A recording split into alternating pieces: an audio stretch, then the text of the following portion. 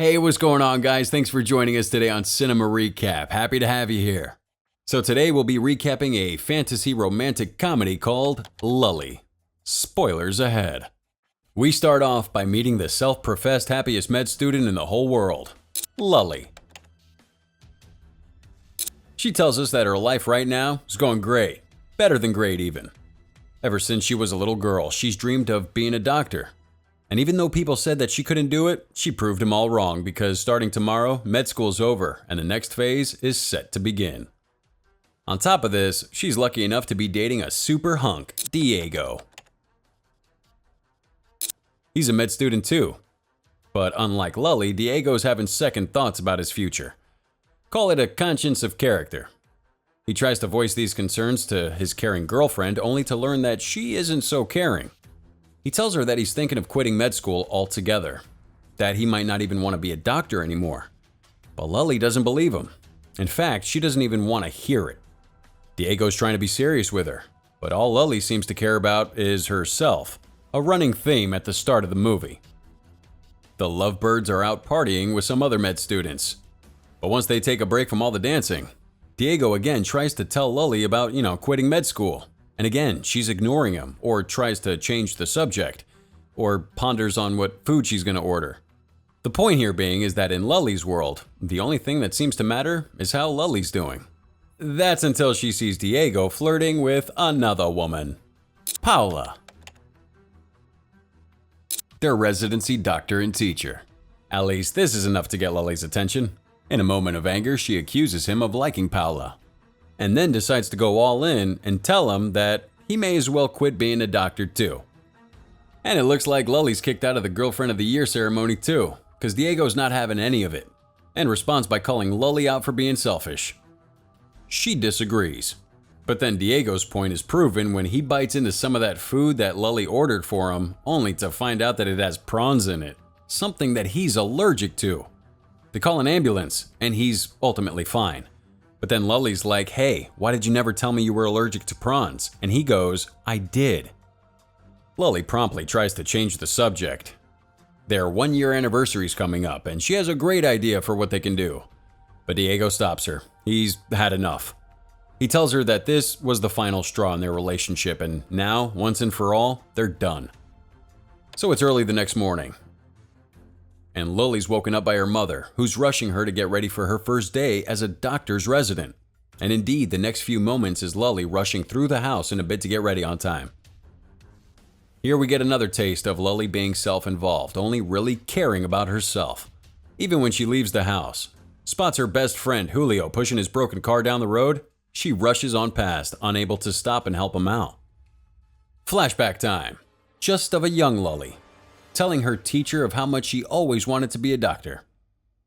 Even the little girl sitting behind her bullying her about not having a father can't tear her down. In fact, we get the sense that it's her dead father that's pushing Lulli to become a doctor, just to make him proud. Lulli's at work now, her first day of being a real doctor, and already things are kinda awkward. Diego's there, and right away she sees him flirting with the hot residency Dr. Paula. Lulli asks him why he bothered turning up. Wasn't he gonna quit? And he tells her that he changed his mind. From there, we pivot into the theme of this movie, listening. Paula tells the group that they can never be good surgeons if they don't listen to their patients, something that we all know Lulli is bound to struggle with. And sure enough, their very first patient of the day, and Lulli screws it up by not listening and trying to do everything herself. Paula catches her right away and makes sure to scold her right in front of the group, which leaves Lulli feeling appropriately chastised. But a moment of redemption soon presents itself in our B-plot. You see, the B-plot for the film is a patient called Oscar. He's laid up in bed right now, looking pretty damn sick. A quick diagnosis confirms that it was most likely a stroke that affected the cerebellum. But they'll have to put him through an MRI later to confirm. And guess who's put in charge of doing the MRI? The dream team, Lulli and Diego. I guess Paula doesn't know that they broke up. Later that day, the two are setting up Oscar to get into the MRI. He's wishing that his son was there, but he and his son don't really talk anymore, so he knows it's not going to happen. But I guess he knew to mention it now for the audience because Oscar clearly has a keen sense of foreshadowing. Lucky then that Lulli probably wasn't listening, She's far too busy making a point of ignoring Diego.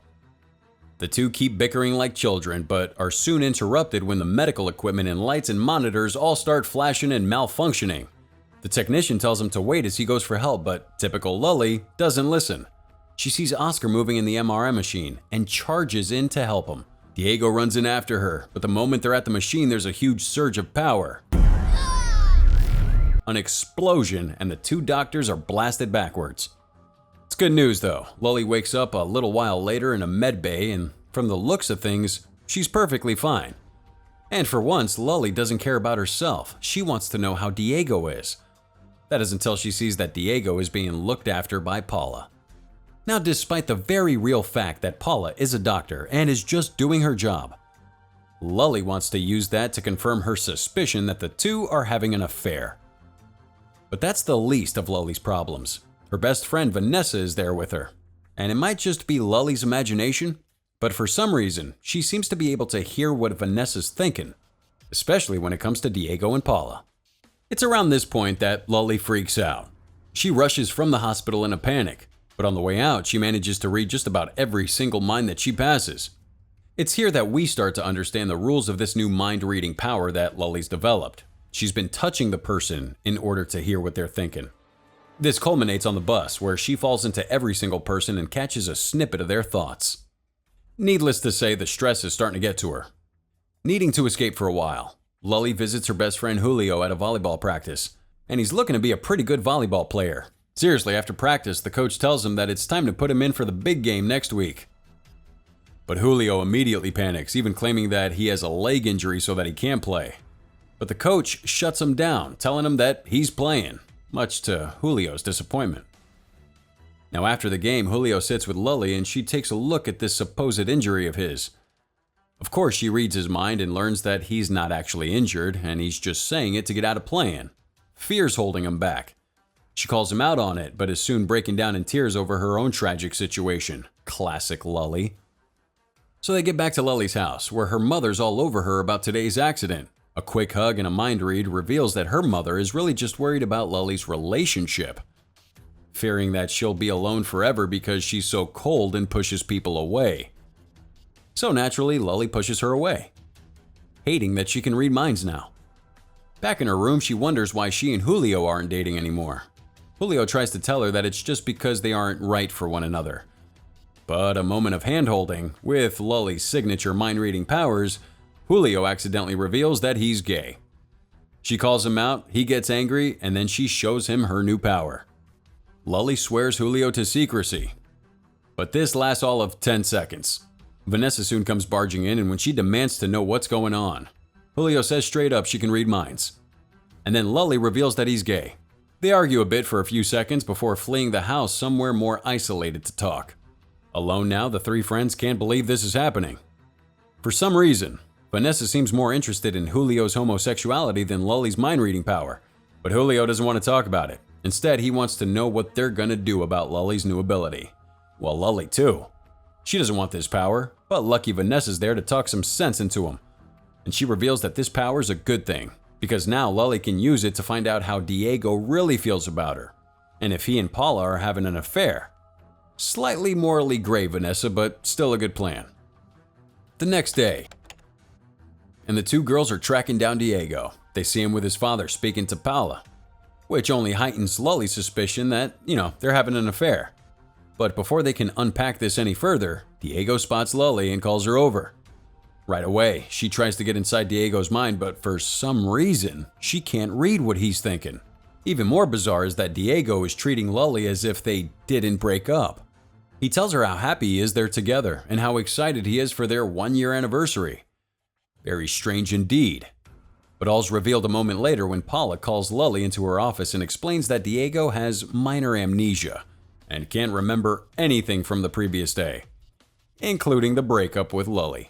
So Lulli decides to see the upside in it. And it's news that only gets better when she takes the opportunity to read Paula's mind and finds out that Paula sees Diego as a son and nothing more.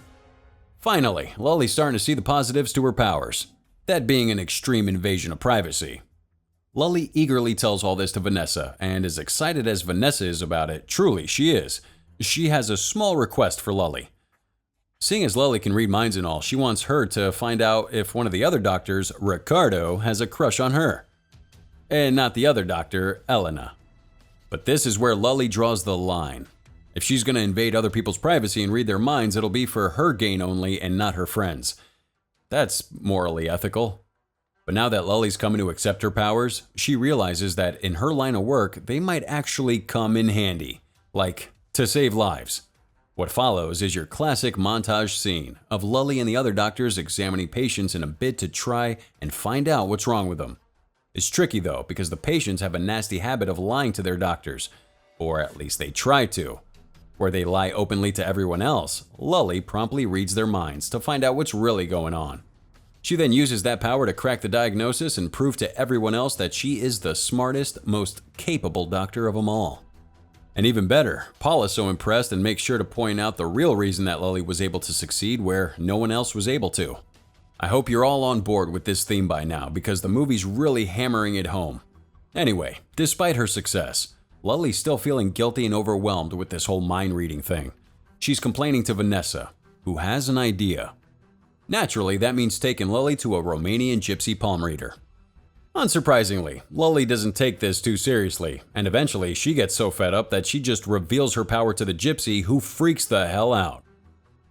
The gypsy then confesses that this whole palm reading thing is a scam to make money. But if she works with Lulli, they can become rich together. Lulli and her friends promptly flee the gypsy's house. Now that night, the team decide to head out and celebrate a hard day's work. For Vanessa, this means hitting on her crush Ricardo. Too bad for her, Elena's already talking to him. And it takes Vanessa straight up butting into their conversation for Elena to take herself elsewhere. And now, finally, Vanessa has Ricardo all to… no wait. Julio suddenly pops up and says hello. Well, that frustrates Vanessa more, who just wants some alone time with Ricardo. Little does she realize, though, that Ricardo's clearly vibing Julio. And Julio is very much vibing him. So much so that when Julio offers to grab him drinks, Ricardo insists that he help. I don't know guys, but I'm thinking this Vanessa-Ricardo love story just ain't gonna happen. Maybe Vanessa's starting to feel it too, cause she soon finds herself outside talking to the one person she doesn't want to, Elena. And Elena doesn't think too much of Vanessa either. At least they're being honest. This honestly continues when Elena reveals that Vanessa won't have to worry about her much longer, cause she's being forced to move to Portugal with her parents. And then, in a very strange yet selfless act, Vanessa offers Elena a place to stay at her apartment. Vanessa's experiencing some character growth. But over here we have Lulli still struggling on that aspect of her life. Despite the fact that she and Diego seem to be doing really well, like never before, she can't get past the fact that she's still lying to him about the two of them still being together. And even worse, Diego has completely come around from his no longer wanting to be a doctor. Now, that's all he wants. And what's better is that he wants to do it with Lulli by his side. Now she's really starting to question whether or not she should tell him the truth. But she goes ahead and puts that concern aside for the night so the two of them can have some hot steamy sex. All this seems to have really hit the spot for Lulli, and by the time morning rolls around, she's even more in love with Diego than ever. A shame that it can't last, as Diego's father soon arrives home and catches the two in bed together. But that's just the beginning. They all sit down for breakfast, and soon Diego and his father are in a heated conversation about what Diego should be doing with his life. And that conversation turns to an argument pretty quick, because Diego wants to be a doctor at a public hospital, but his dad wants him to go into private practice. So they're fighting and cursing, and Diego's father walks off in anger. Now the next day, Vanessa all but demands that Lulli read Ricardo's mind already and find out if he's really into her. She finally gives in and agrees. And a little later on, the three of them gather around to scan Julio's leg to see if he's really injured. As they do this, Ricardo carries on and on and on about Julio. Like, yeah, he can't stop talking about the guy. And so on. Vanessa watches Ricardo with infatuation. But when Lulli reads his mind, well, she doesn't reveal what she finds out. But I think everyone with eyes and ears knows who Ricardo's really crushing on. And it ain't Vanessa. Before Lulli can reveal this, Diego rushes in and tells Lulli that their patient, Oscar, is getting worse. And it looks like he might not make it. All Oscar wants before he dies is to see his son. But he knows his son won't come. But he has to. And it's even more so when it's revealed that surgery might save Oscar, but Oscar won't agree to it at least not without his son. Diego and Lulli thus go and pay the son a visit. Now the son's skeptical about visiting his father, claiming that as an alcoholic his father never loved him and spent his entire childhood ignoring him and drowning his life in a bottle. But then Diego steps in. He reveals that his relationship with his father is pretty much the same. And he goes on to explain that his father always chose work over him and never showed that he cared. But that doesn't mean that he doesn't love him.